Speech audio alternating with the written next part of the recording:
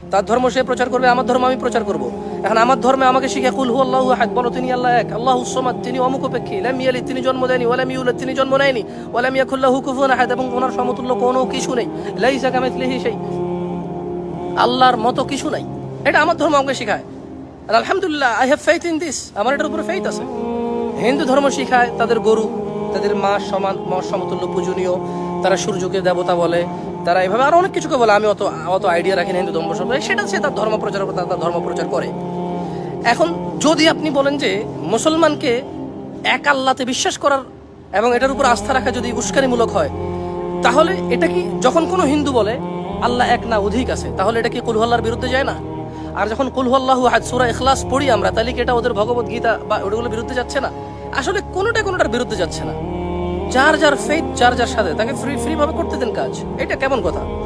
আমি অনুরোধ করব বাংলাদেশ পুলিশকে, পুলিশের নতুন আইজিপি সাহেব গতকালকেই মনে হয় বা গত পরশুই আসছে, আমি আশা করি উনি আরো সুন্দর পদক্ষেপ নেবে।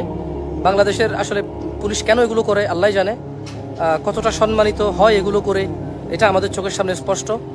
এটা ঠিক পুলিশকে কেউ কিছু বলে না, আর আমরা চাইও না বাংলাদেশ পুলিশ, বাংলাদেশের বিভিন্ন ক্রান্তিকালে একটা নিরাপত্তা বাহিনী এটা আছে বলেই আমি এখন ফ্রিলি ঘুরতেছি।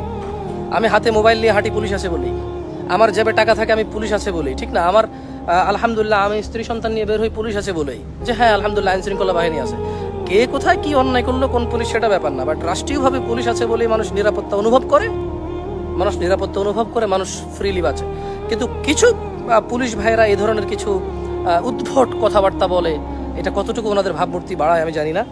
আমি জামশেদ মুজিব খুব ছোট্ট একজন মানুষ, বাংলাদেশে আমার খুব বেশি একটা কর্তৃত্ব বা কৃতিত্ব নেই, তবে আমি ইনশাআল্লাহ চেষ্টা করতেছি। অ্যাটলিস্ট যদি আমি কারো উপকার না করতে পারি, আমি কারো ক্ষতি করছি না।